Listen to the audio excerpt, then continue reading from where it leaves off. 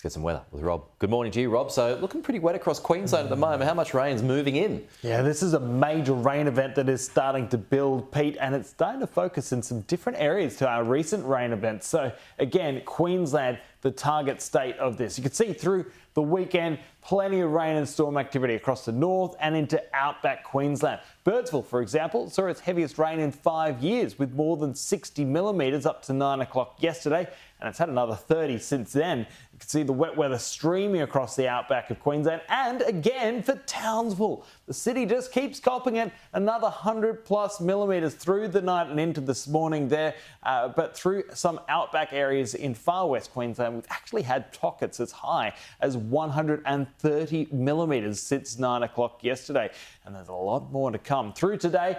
Western Queensland, the focus of the rain, and up around Townsville, and we'll see a little bit down into the southern interior and even into northern New South Wales today as well. But looking ahead, this is a big rain event that is going to just continue to sit over Queensland.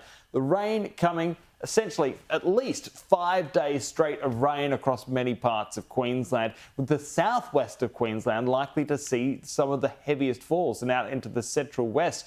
There is a significant flood watch already in place, but we've already observed minor flooding in a string of these rivers that are all heading towards Lake Eyre. Some of them are heading up towards the Gulf, and I'm expecting more flood warnings and watches to be issued right across the week. And for many, this is going to be a good news story. We've seen big falls up around Quilpie already, this dog loving it here, but we're going to be having some bad news aspects to this flood event as well, because there'll be roads closed, travel will be really tricky for quite some time, and some people, of course, will see some flood damage. Now, onto the east coast, and there's a few showers around there at the moment as well. There's showers moving into southeast Queensland and northern New South Wales. For Sydney right now, there's barely anything, but again, there's that potential for a couple more showers through today for Sydney, Wollongong and Newcastle, and areas further north of there along the coast.